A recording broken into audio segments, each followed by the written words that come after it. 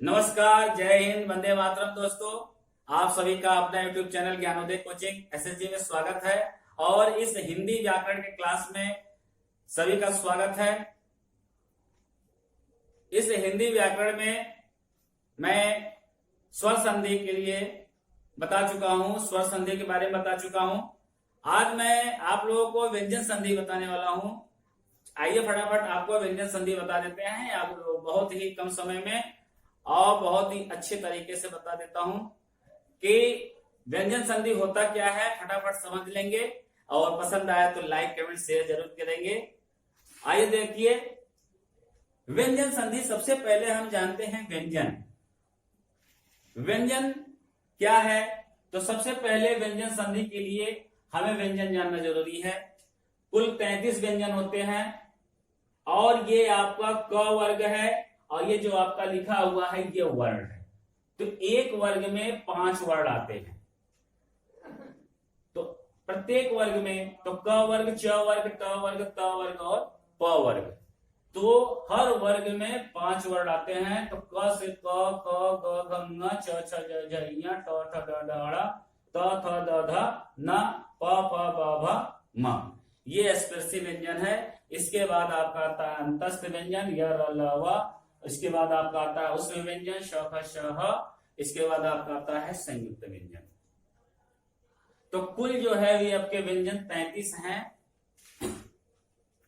अब हम आपको बताते हैं व्यंजन संधि। तो व्यंजन संधि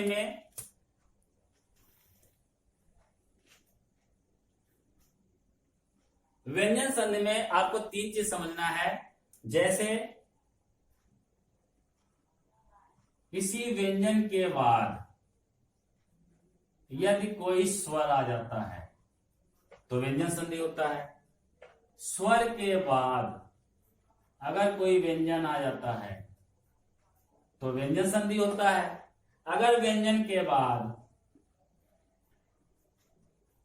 कोई व्यंजन आ जाता है तो व्यंजन संधि होता है। इसका मतलब क्या हुआ? व्यंजन प्लस स्वर, मतलब व्यंजन के साथ कोई स्वर आएगा तो स्वर के साथ कोई व्यंजन आएगा या व्यंजन के साथ कोई व्यंजन आएगा। तो आपको बस यही समझना है कि व्यंजन के बाद स्वर आ रहा है कि स्वर के बाद व्यंजन आ रहा है, व्यंजन के बाद स्वर आ रहा है, तो ये आपका व्यंजन संधि हुआ। तो फटाफट हम पहला नियम बता दें। एक है आपका 3-5 करोगे तो छत पर सनम है। यही आपका नियम है। 3-5 करोगे छत पर सनम है। तो मैं आपको 3 और 5 वाला नियम बताऊंगा पहले, इसके बाद समय अभी रहेगा तो छत वाला भी नियम बताऊंगा। तो सबसे पहले समझते हैं 3-5। 3-5 क्या है? तीसरे वर्ड में पहले हम तीसरे नियम वाला पढ़ेंगे, फिर इसके बाद 5 वाला नियम पढ़ेंगे। तो आइए पहला नियम पढ़ते हैं। वर्ग के पहले वर्ण का उसी वर्ग के तीसरे वर्ण में परिवर्तन। ये तीसरा नियम है, मतलब कि ये तीसरा हम समझ रहे हैं कि 3 वाला नियम। 2 नियम, एक 3-5, छत और सनम। यही नियम आपको समझना है व्यंजन संधि में। तो पहले हम 3 वाला नियम समझेंगे। तो दोस्तों, इसमें जो है क वर्ग, च वर्ग, ट वर्ग, त वर्ग, प वर्ग, इस वर्ग के प्रथम वर्ण क, च, ट, त, प, इस प्रथम वर्ग के बाद अगर तीसरा या चौथा कोई भी वर्ण आता है या अंतस्थ व्यंजन आता है या कोई स्वर आता है तो प्रथम वर्ण अपने वर्ग के तीसरे वर्ण में, प्रथम वर्ण अपने वर्ग के तीसरे वर्ण में परिवर्तित हो जाता है। जैसे क के बाद अगर तीसरा या चौथा वर्ण कोई आ रहा है या कोई स्वर आ रहा है या कोई य, र, ल, व में से कोई आ रहा है तो वह जो है क जो है अपने तीसरे वर्ण में बदल जाएगा, च अपने तीसरे वर्ण के ज में बदल जाएगा, ट अपने तीसरे वर्ण के ड में बदल जाएगा। नियम समझ लीजिए। अब त जो है अपने तीसरे वर्ण के इसमें द में बदल जाएगा। हम नियम क्या बताए कि पहला वर्ण जो है, पहले वर्ण के बाद यदि कोई स्वर आता है या इन तीसरे या चौथे में से कोई व्यंजन आता है या अंतस्थ व्यंजन में से य अल्लाह कोई आता है, तो प्रथम वर्ण उसी वर्ग के तीसरे वर्ण में बदल जाता है। यही है 3 का नियम। तो कुछ उदाहरण समझते हैं। जैसे आप देखिए यहां पे दिक धन गज, ये क है।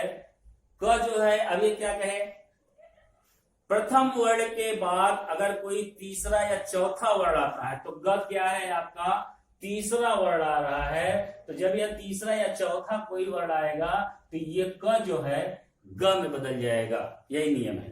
तो दिक धन गज, तो यहां पे देखिए हलचल लगा हुआ है, तो इसका मतलब आधा ग, आधा ग में बदलेगा। क आधा है तो आधे ग में बदलेगा। अगर इसके साथ आधा व्यंजन के बाद अगर कोई स्वर आता है तो वो पूरे में बदल जाएगा। तो दिक धन गज, तो ये आपका जो है क जो है, इसके बाद तीसरा वर्ण आपका ग आया है तो क जो है उसी वर्ण के तीसरे वर्ण में बदल जाएगा। तो ये आपका क जो है आधे ग में बदल गया। दिक धन दर्शन, क है, ये क आया आधा क है। अब देखिए तीसरा वर्ण क थ द, क के बाद तीसरा वर्ण आ रहा है, तो तीसरा वर्ण आने की वजह से ये आपका जो है क ग में बदल जाएगा। ये तीसरा वर्ण आपका आ रहा है, जब भी तीसरा या चौथा वर्ण आएगा क के बाद तो वो ग में बदल जाएगा। तो अपने ही वर्ण के तीसरे वर्ग में बदल जाएगा तो हो जाएगा दिक दर्शन, दिक धन दर्शन, दिक दर्शन। वाक धन ईश, तो इसके देखिए क के बाद क्या आ रहा है, क्या आ रहा है, क के बाद क्या आ रहा है, स्वर आ रहा है। तो मतलब पहले वर्ण के बाद अगर कोई स्वर आता है या तीसरा या चौथा व्यंजन आता है या अंतस्थ व्यंजन आता है तो उसी वर्ण के, जैसे क है तो क का उसी वर्ण क्या है, ग है। तो वाक धन ईश, तो ये क जो है आपका ग में बदल जाएगा। यहाँ बड़ी की मात्रा लगा है इसलिए यहाँ पे ये आधा नहीं होगा, ये स्वर जो है इस आधे को पूरा सहारा दे दिया है तो ये पूरा वागीश हो जाएगा। अच धन अंत, अच च आया, च के बाद क्या आया, स्वर आया। तो किस में बदलना चाहिए, किस में बदलना चाहिए, च छ ज, इसका मतलब ज में बदलना चाहिए। च जो है ज में बदल जाएगा। तो इसका मतलब देखिए अच धन अंत, ये स्वर आया तो च उसी वर्ग के तीसरे वर्ण में ज में बदल गया। समझ में आ गया होगा। अजंत, ये अच धन अंत अजंत। षट धन आनंद, तो देखिए यहाँ पे ट आ रहा है आपका दोस्तों, ये ट ये प्रथम वर्ण है, ट ठ ड ढ, ये ट वर्ग का प्रथम वर्ण है। प्रथम वर्ण के बाद आपका स्वर आ रहा है तो किसमें बदलेगा, ट ठ ड, इसका मतलब ड में बदलना चाहिए। तो ये आपका ट जो है ड में बदल गया। और यहाँ पे आ स्वर आया है तो ये जो आधा आपका होगा ये पूरा आप इस स्वर जो है इसको पूरा सहारा दे देगा, ये पूरा बड़ा ड हो जाएगा, आधा ड नहीं होगा। सडानंद, ये आपका है 3 का नियम। 5 का नियम क्या है, 5 का नियम है कि प्रथम वर्ण के बाद ये आपके ये सिर्फ 5 वर्ग है, इसी 5 वर्ग के प्रथम वर्ण के बाद अगर कोई 5वां वर्ण आ रहा है तो उसी वर्ग के 5वें वर्ण में चेंजिंग होगा। ठीक है,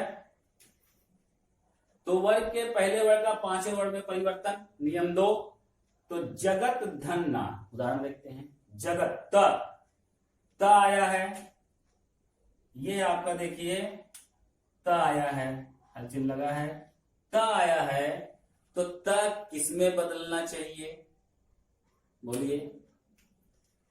ता के बाद पांचवा वर्ड आया है न, तो उसी वर्ग के पांचवें वर्ड में त बदल जाएगा। इसका मतलब त आधा है तो आधा न हो जाएगा। तो जगत धननाथ, ये पांचवा आपका क्या है, पांचवा वर्ड आया है।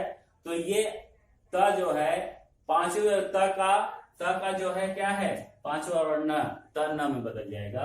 तो हो जाएगा क्या, जगर, और नाथ लिखा हुआ, यही त को खाली आधा न कर देना है, तो हो जाएगा जगन्नाथ। सत धन मार्ग, त के बाद क्या आया है, पांचवा वर्ड आया है, प वर्ग का पांचवा वर्ड आया। पांचवा वर्ड चाहे जो आए, त के बाद जो है क्या आएगा, पांचवा वर्ड, तो किस में बदल जाएगा, न में बदल जाएगा। फिर आपका हो जाएगा सन मार्ग, सत धन मार्ग, ये तो आधा न में बदल जाएगा।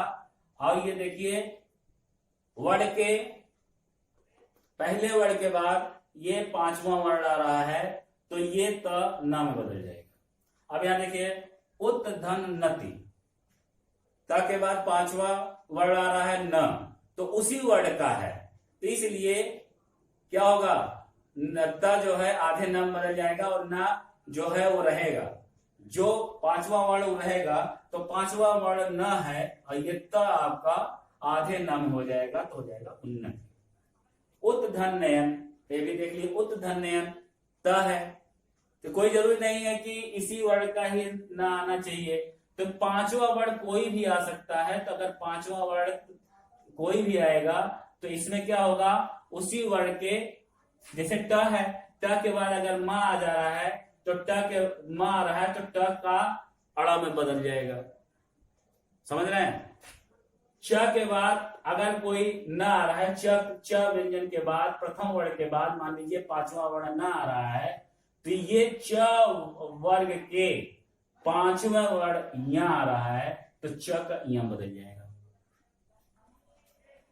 उत धन नयन, उत धन नयन, तो उत क्या है, प्रथम वर्ड है व्यंजन का, और नयन क्या है, पांचवा वर्ड है। तो न उ रहेगा और नयन रहेगा, लेकिन त आधा न में बदल जाएगा, आधा त है आधा न बदल जाएगा, उन्नयन। षट धन मुख, तो यहां देखिए त क्या है, ट ठ ड ढ, ये ट वर्ग का प्रथम वर्ड है ट, तो इसके बाद आपका क्या आ रहा है, म आ रहा है, पांचवा वर्ड आ रहा है। तो ट वर्ग के उसी वर्ग में आपका ट ठ ड ढ अड़ा आता है, तो अड़ा जो है आधा अड़म बदल जाएगा, तो ये ट जो है अड़म बदल जाएगा। षट धन मुख, तो ये ट जो है आधे अड़म बदल गया, तो हो गया षडमुख। ये 3 और 5 का नियम आपको समझा दिए। अब इसके बाद जो वीडियो बनाएंगे उसमें छ त और स न म, इसका नियम बताएंगे। ये वीडियो कैसा लगा, अगर अच्छा लगा तो कमेंट शेयर जरूर कीजिएगा। धन्यवाद।